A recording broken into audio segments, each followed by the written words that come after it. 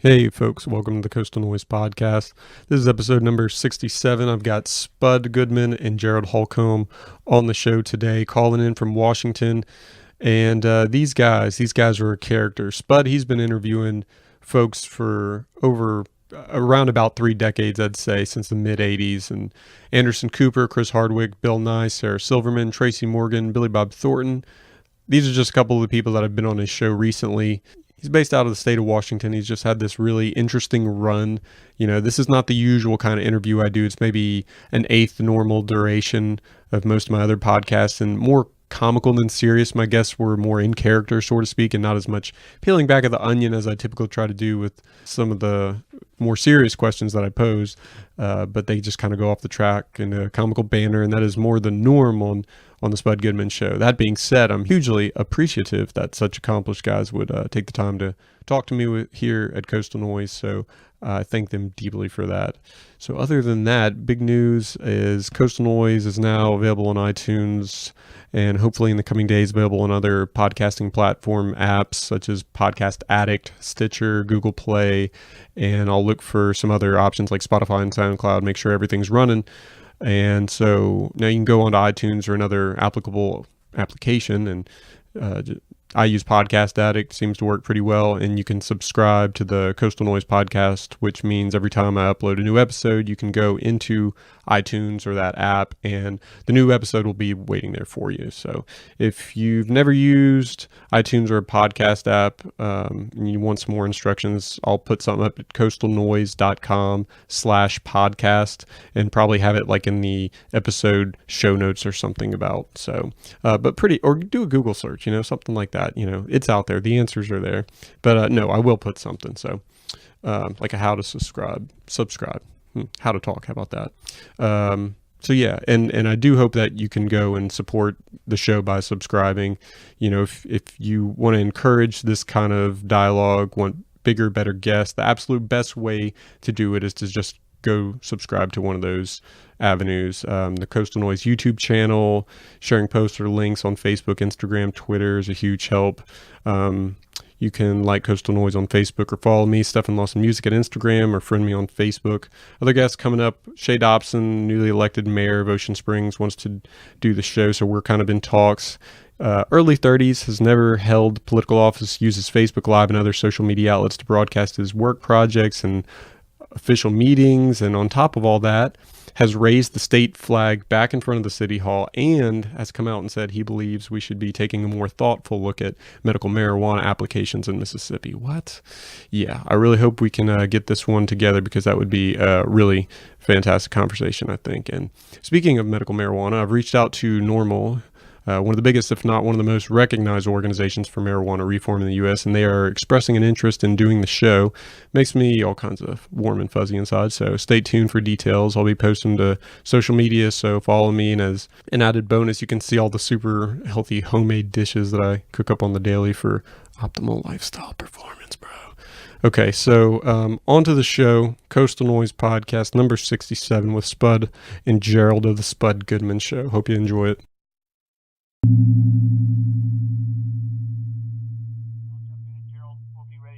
Right on. Okay, just getting a vocal distinction there. All right, good deal. Well, this is Coastal Noise Podcast, everybody, number 67. I've got Spud Goodman on the line and Gerald Halcomb. And guys, thanks so much for coming on the show. I was recently backpacking through parts of Tacoma and Seattle a couple weeks ago, and I got to say, you guys live in one of the most beautiful places that you could probably possibly be during the summer. I mean, it's absolutely incredible out there. Have you guys been taking advantage of this good weather, despite your busy schedules? We have like at least 2 decent Arby's. They're not too bad, which they can hit. They're condiments are semi-fresh. But we like our area. Yeah. But Stefan, before we get going though, I need to say I don't do many of these kind of interviews. I'm just saying interviews, period. Because I find it much more empowering to be the one who asks the questions than having to be burdened, responding to inquiries that may be an invasion of my safe space. Safe spaces are very important. I just wanted to say that. But you can go ahead and ask a few questions. Absolutely, I understand. And you guys. Despite that, I mean, you've got a long career in asking questions, and it's kind of interesting for me to be able to take that role and kind of ask you those questions to see how it is you guys have done what you've done. You've been doing the Spud Goodman Show for about 3 decades now, and there are so many factors that go into making a show of that caliber possible. On top of all the variables that each of you have in your respective lives, I mean, between being sick and getting burnout and being involved in other projects, etc. How does one keep that level of dedication to running a project as big as the Spud Goodman Show? How do you rebound when you're feeling less than optimal and the experience is a never-ending supply of Pepto Bismal? Is that the answer? Is that what keeps it going? I'm not going to lie. It helps. It helps a lot. But I like to think, serving as a talk show host is about the, third or fourth most important jobs there are in this country. I mean, there's some in this position. I mean, I'm going to be real here, who can make or break a candidate for public office. They can also destroy an innocent person without a shred of evidence to support, after if you toss out a casual accusation.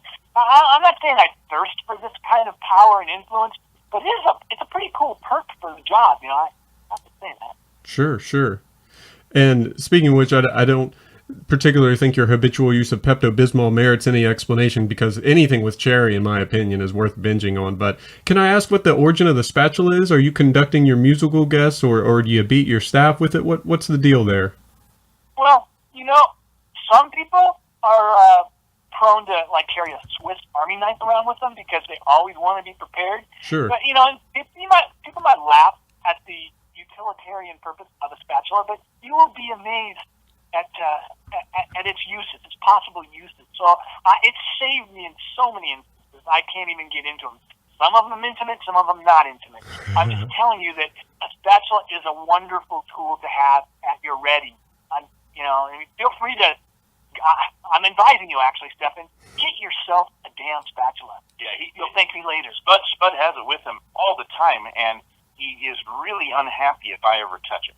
So it's important to him. Well, you can't touch another man's spatula, It's the unsaid rule. Well, right? It's a very personal thing. Absolutely. Understandably. Well, the Spud Goodman Show has seen so many different transformations since its inception in the mid-'80s. The show debuted as a television program with radio adaptations, and following then an emphasis in utilizing the movement to internet distribution methods. And this kind of a broad question, but how do you manage all those transitions? Because a lot of other programs might become deterred by shifting mediums, or allow those setbacks to put them in a place where ultimately they may have to call it quits, whereas you guys seem to keep chugging along, and from what I can tell, you've retained a big part of what makes your show unique.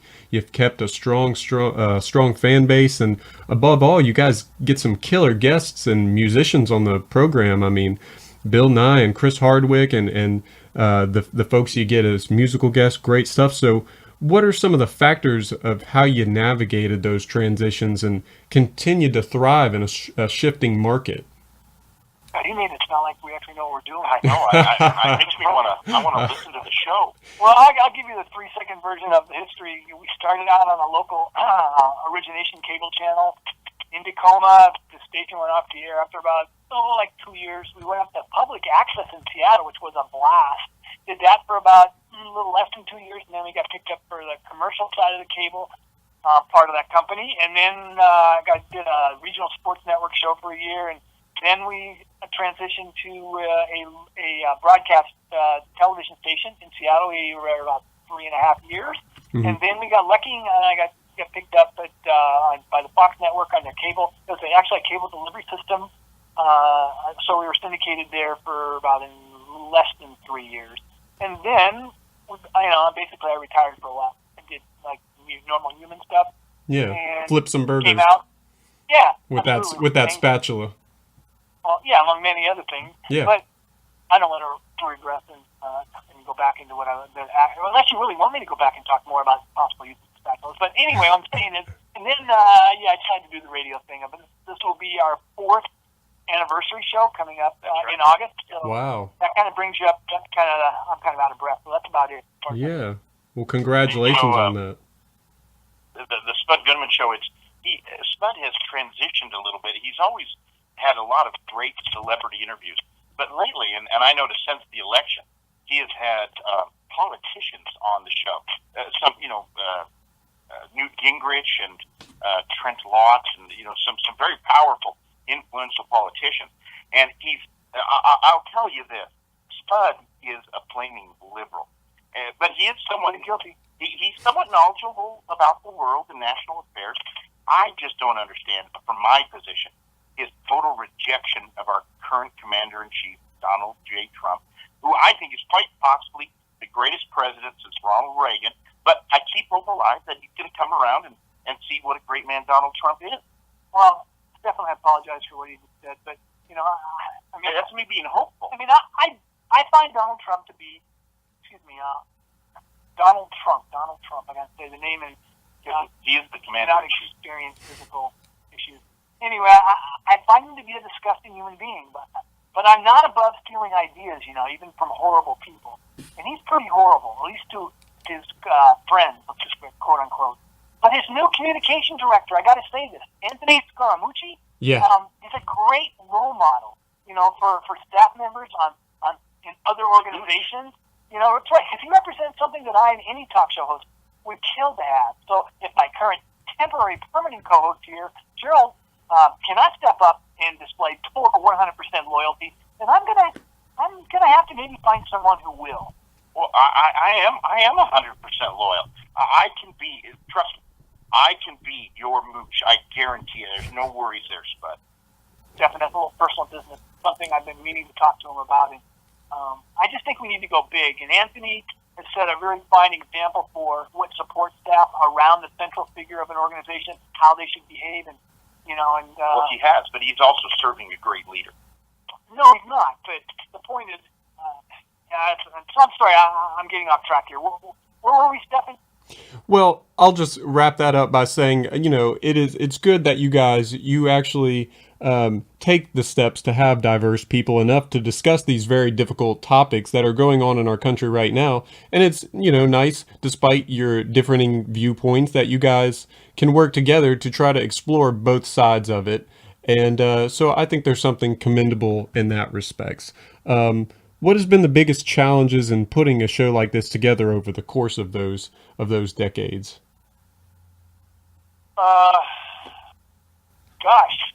Biggest challenge. I guess I don't even know who I can quote that made this statement. The greatest accomplishment you could ever have is just showing up. Yeah. How does that quote go? I don't think that's right. Well, no, you're supposed to agree, and then. Well, I think, yeah. You know what, Spud? I think you're right. Sometimes half the battle is just showing up. Thank you. No, why couldn't you have just fed me that before I said it inaccurately? Well, I didn't know where you. But that's what a real mooch would do. He would give that to me before I incorrectly stated what is in fact a well-known quote. You're right. Stay on your toes. Okay, I'm with you. All right. Well, how about this? Music is a fundamental part of your show. You've got live performances being the standard. How do you guys go about deciding what artists will make the cut to get featured? Are you using a submission process? Are you picking groups you see from performing out in the city, or a combination of the two? I mean, I take it you guys must be pretty big music fans to host such great talent. Well, sometimes we flip a coin. Other times, yes, we do go out and catch live performances prior to extending an invitation. My producer, Lori Madsen, is usually the gatekeeper. And she will usually handle that area. I try to stay out of it because I like almost everybody, and you can't have like 450 bands in a month on. So she does help, with the process of working through the list of musical guests, potential music. Cool. He does a great job, and Spud, he's being a little bit modest here. He is very aware of the local music scene, and Stefan, as you know, Seattle and the Seattle market has been very important to American music for absolutely really a couple of decades now. And Spud has been at the forefront of that, aware of what bands are up and coming and what bands he should have on the show. Me personally, I like an evening with Andy Williams, but Spud has a little bit more of a heart. He's not joking. He's not joking. Yeah. And I'll tell you this too. Besides laughing at Spud's jokes, or at least his attempt at jokes, I think a big part of my job as his co-host is making him feel secure and loved. That's why I put a number of posters of his face all around the studio and office. I think it sets the right tone. Sure, the interns continue to use permanent marker, and they deface the posters, but I replace them. I'm quick to detect the vandalism, and I put a new one up before he sees it. And I'm not going to lie. Sure, I would like to be more involved in the interviews with celebrity guests. And I'm taking this opportunity as we're talking to you on your podcast to officially ask once again that I can be involved with the interview process for these great celebrities that you get on the show. But right now, Spud is adamant. I'm not allowed to speak with them. And quite often, I can sense that the guests would love to hear my input. But I'm a team player, so I respect my boss's wishes. Are you done?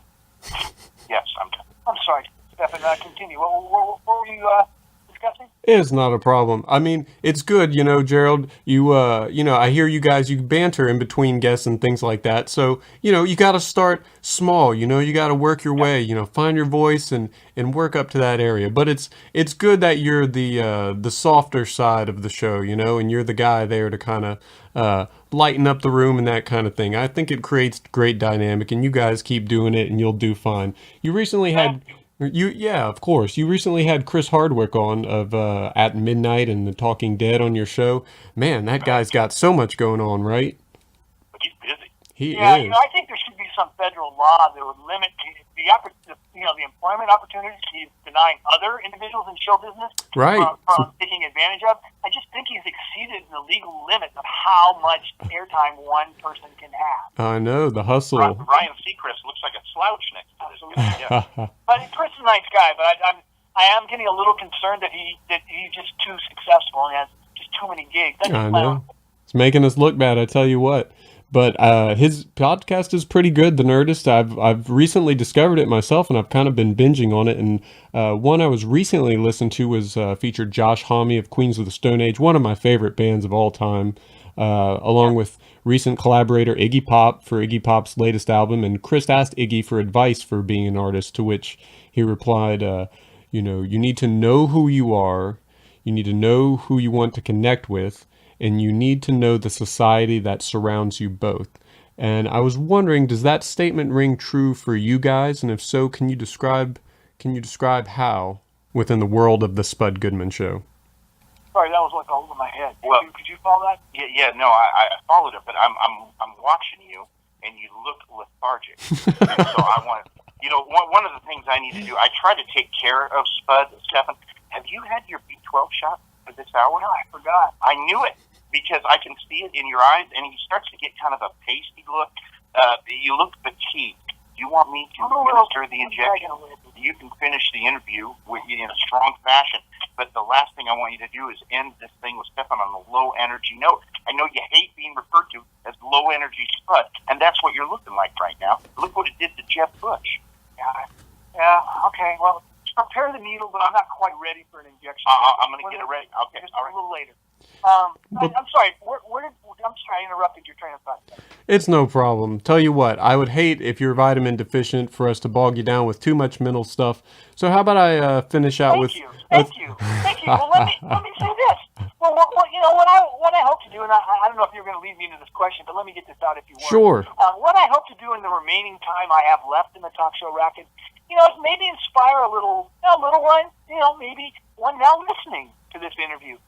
Stefan, I want to leave an impact, on the kids out there and who knows? I mean, they are like really smart, and kids know like a bunch of stuff, so they could actually be taking notes right now. I don't know. Sure. But there are two important things for a talk show host, especially the knowing a bunch of stuff. But that's a big one. And I don't really expect to receive a thank you or anything when I hang up the microphone, but I won't lie. This is from the heart. It would be nice to receive a ton of thank you letters that I can read when I'm like in assisted living or whatever. Because maybe I can even get a gig there. Doing a short show over the facilities public address system. I could do that, even though it's it's ageless doing in my profession. I'm not like a pro basketball player where I got to hang it up at 38, 40. I can do this until I take my last breath. So I could do the announcements for the menu for the day, or when we're going to take a field trip, where we're going, what to wear, that kind of stuff. You would do great at that. I'm just saying. So, and That would be cool. Yeah. Well, hey man, it sounds like you're putting in the work to make it a nice, smooth ride. So I thank you guys for coming on and for doing what you're doing. Speaking from heart. I mean, and Stefan, I don't want to interrupt, and I don't want to sound like your late mother, Spud, but do you think maybe we should end the interview and you go take a nap? Because you need naps. Yeah, I know. And Stefan, I got to tell you, Spud needs between 14 to 16 hours of sleep a day. Oh, wow. And if he doesn't get that, he's worthless. He's right, Stefan. So I guess we do got to go, okay? I apologize. It's okay, guys. I really appreciate you taking the time. You know, me, a guy doing this from what I do, it's really admiring to see you guys with such a great track record, pulling such great people and doing good work. So keep up what you're doing. And, Spud, get a B12 shot. I've got it ready right here. All right, man. Take it easy. Bye, you guys.